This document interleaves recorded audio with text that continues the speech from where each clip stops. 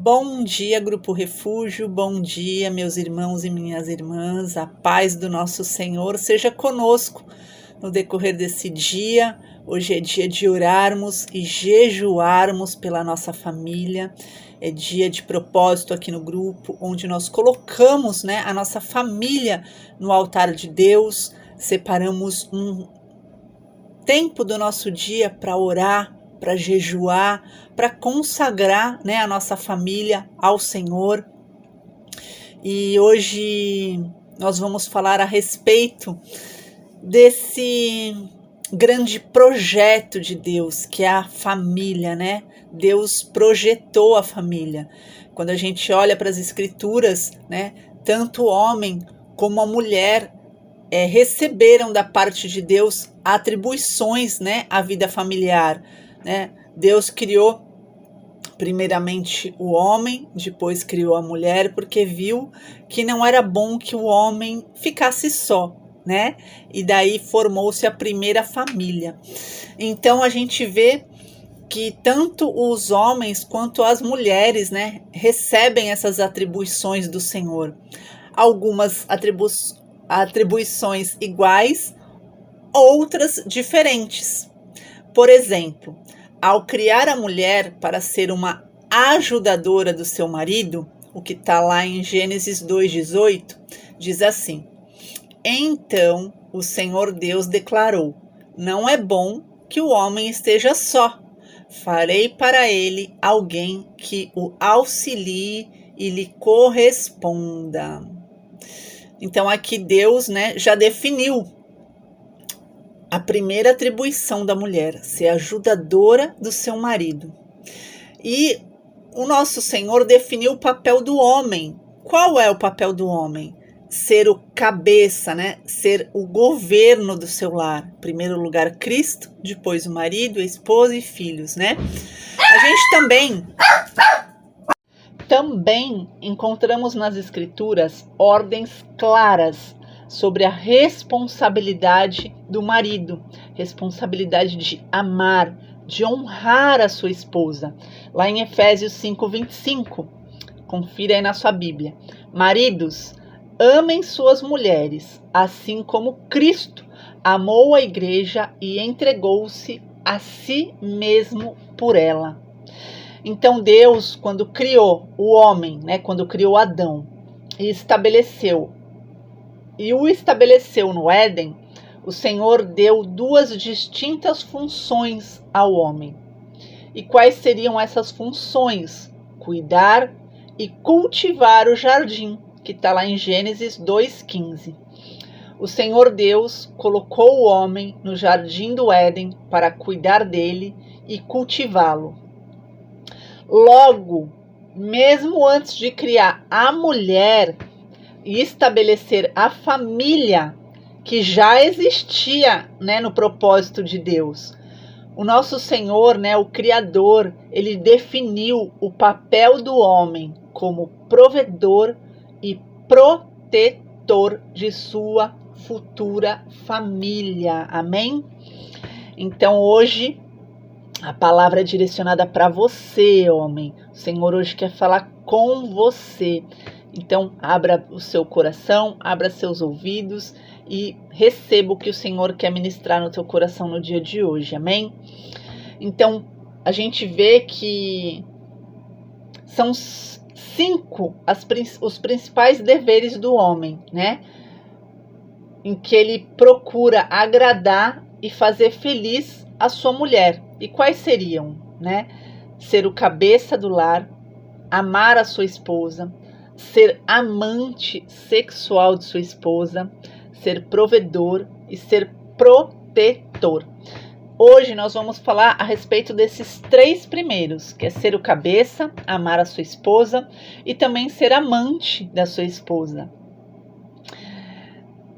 Quando algumas mulheres, ouvem falar de submissão ao marido, principalmente atualmente, que a gente vê esse movimento do feminismo crescendo muito, muitas mulheres erroneamente reagem de forma contrária sabe, ao conceito que para elas parece ser de domínio, de controle, quando na verdade, sabe, quando o Senhor instituiu isso, ele retrata o quê? A proteção, né? Tudo que Deus faz é para o nosso bem, é para a nossa proteção, né? Então, quando a gente examina as Escrituras, a gente vê que a Bíblia, ela faz uma clara distinção entre a autoridade e o autoritarismo, que podemos definir como sendo o uso errado ou abuso da autoridade.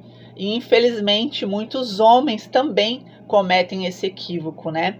Quando veem que a mulher deve ser submissa ao seu marido e esse marido ele não tem o conhecimento do que é, sabe, ser o cabeça, do que é ser autoridade dentro da sua casa, conforme a palavra de Deus, ele acaba entrando nesse engano, né? Onde ele abusa, né, da autoridade, ele já não está mais usando da autoridade, ele entra no autoritarismo, e isso não é do agrado de Deus. Então, autoritarismo, segundo o dicionário, é alguém que se firma numa autoridade forte, ditatorial, dominador e impositivo. Então, é desse jeito e acabou. Vai ser assim e acabou. Eu que mando, acabou. E não é assim que as coisas funcionam, né? Então, assim como Deus é o cabeça de Cristo e Cristo o cabeça do homem, lá em 1 Coríntios 11:3 diz assim: quero, porém, que entendam que o cabeça de todo homem é Cristo, e o cabeça da mulher é o homem, e o cabeça de Cristo é Deus. Quando o homem entende esse princípio, com o exercício de uma autoridade abençoadora e não dominadora, assim também deve ser o exercício da autoridade do marido no lar. Então é dessa autoridade, né, que o Senhor fala. Portanto, o principal papel do marido como cabeça do lar, presta bem atenção, varão, em nome de Jesus, é servir sua mulher e depois também aos seus filhos. Claro que isso envolve dar direção e tomar decisões, só não envolve abuso, tirania e falta de respeito, jamais, né? Quando Pedro escreveu aos presbíteros, que eram os líderes responsáveis pelo governo das igrejas locais, ele mostrou como deveriam exercer a autoridade que Deus lhe confiou. Então, homem, você recebeu a autoridade da parte de Deus, né? Você é o cabeça na sua casa. Olha o que diz 1 Pedro 5, versículo 3.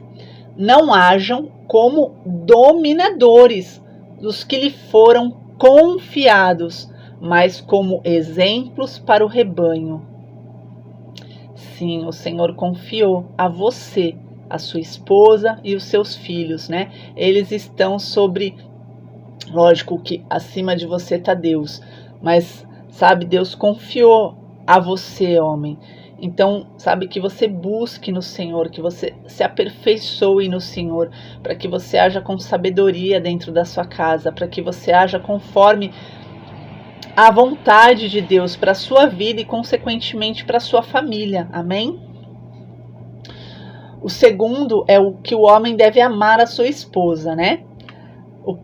A primeira coisa que a gente deve abordar aqui é que amar é mais do que sentir algo. É dedicar-se, doar-se. Se o amor, em especial o conjugal, fosse algo meramente espontâneo, como é o conceito de paixão que muitos possuem, não haveria a necessidade de recebermos uma ordem divina acerca de amar a esposa. Se Deus ordenou que amássemos, é porque podemos fazer isso por escolha, por decisão, né? Então, amar não é um sentimento, ai, eu amo porque eu tô sentindo aqui que eu amo. Não, nós temos, né, como optar, como escolher, como decidir amar. E aqui o Senhor nos diz, né, para que o homem ame a sua esposa, que está lá em Efésios 5:25. Então, maridos, amem suas mulheres, assim como Cristo amou a igreja e entregou-se a si mesmo por ela. A gente observa aqui que o padrão estabelecido por Deus é de que o marido não apenas ame a sua esposa, mas faça isso dentro do mais alto padrão de entrega, como também Cristo amou a igreja e a si mesmo se entregou por ela. Olha só. É nesse nível de amor que o Senhor pede para que você, marido, ame a sua esposa. Portanto, para entender como o homem deve amar a sua esposa, é necessário refletir sobre o modo como Cristo amou a igreja. Em primeiro lugar, a gente tem que destacar a ideia de que o amor, né, como eu disse, é mais do que um sentimento voluntário, involuntário, né? Involuntário. É importante lembrar em que condição Jesus amou sua igreja. Nós não o amávamos. As Escrituras declaram que hoje nós o amamos porque nos amou primeiro, porque Ele nos amou primeiro. Nosso amor é uma retribuição ao amor dele, e não ao contrário. Na verdade, a palavra de Deus ressalta que fomos amados por Ele quando ainda éramos seus inimigos. Portanto, o marido não deve apenas amar a sua esposa se ela estiver demonstrando grande afeto ou paixão por ele, ou somente se ela estiver sendo uma boa esposa. Ele decide amar e a conquista com seu amor. Amém? A Bíblia diz que a fé opera pelo amor. Está lá em Gálatas 5:6. Porque em Cristo Jesus nem circuncisão nem incircuncisão tem efeito algum, mas sim a fé que atua pelo amor. O amor nos faz enxergar o que a pessoa ainda não é, o que ela se tornará como fruto de todo o investimento do amor feito.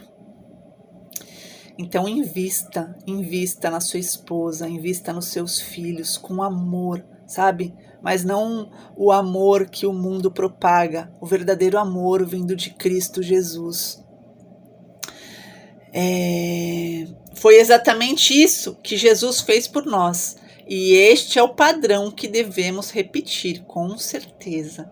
Em segundo lugar, o texto bíblico diz que Jesus a si mesmo se entregou pela sua igreja. O amor, portanto, é uma entrega sacrificial, uma doação de si mesmo. O bem de quem amamos deve ser promovido, ainda que em detrimento de nós mesmos. É dar atenção, mesmo quando cansado. Eu sei que para muitos homens, né?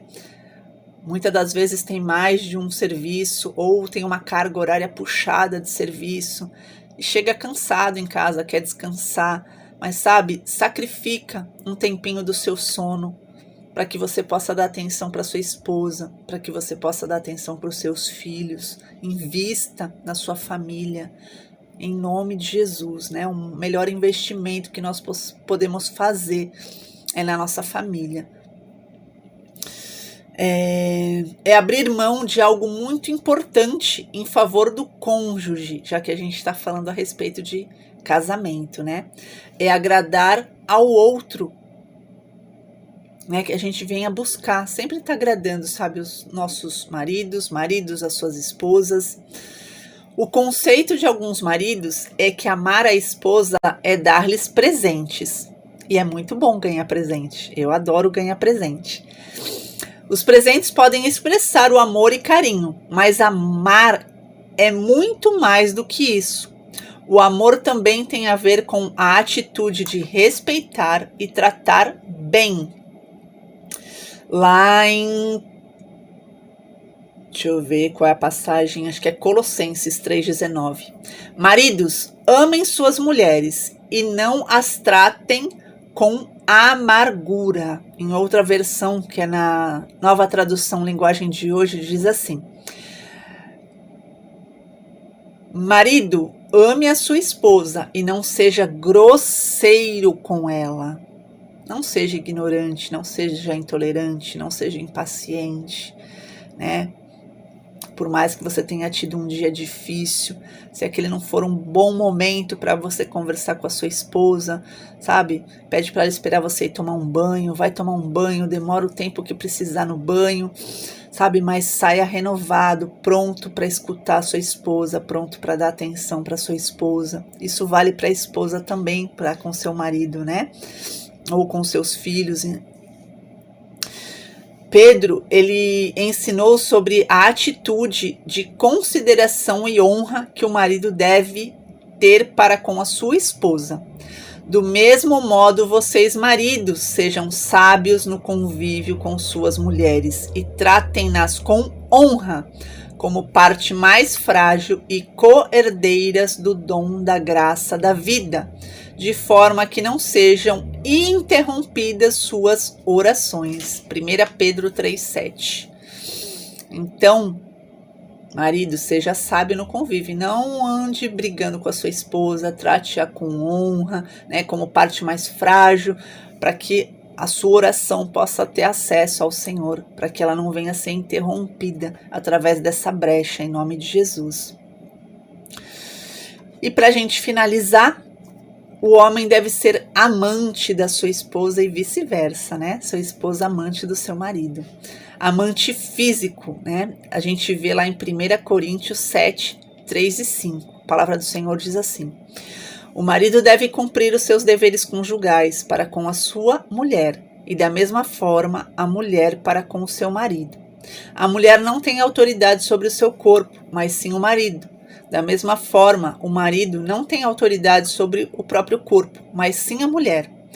Não se recusem um ao outro, exceto por mútuo consentimento e durante certo tempo, para se dedicarem à oração. Depois, unam-se de novo, para que Satanás não os tente por não terem domínio próprio.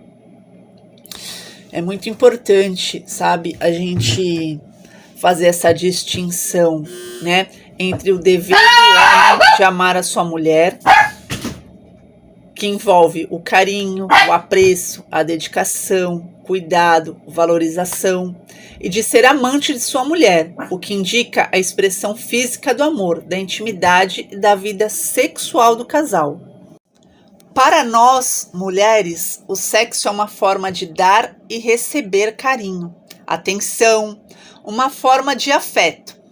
Por ter uma função mais psicológica, o sexo envolve toda a vivência do casal, ou seja, vai muito além do ato em si. A relação sexual tem também a função de estabilizar a relação e diferenciar o casamento de uma amizade. Então a gente jamais deve negligenciar a nossa vida sexual com o nosso cônjuge. É de extrema importância, né? Para que o nosso casamento permaneça firme, fortalecido, né? A gente leu aqui que, sabe, quando a gente acaba se negando, né? Quando a gente acaba por um breve período de tempo sem ter relação sexual com o nosso cônjuge, acaba que Satanás tem como, sabe, tentar para que a gente venha cair, sabe, em pecado, em nome de Jesus. Então, que a gente sempre venha estar com todas as brechas fechadas em nome de Jesus, né? Porque a nossa família é um projeto de Deus e ela não vai fracassar em nome de Jesus. Sexo é um momento de grande intimidade entre o casal. Os beijos e a troca de carícias são a maior prova disso.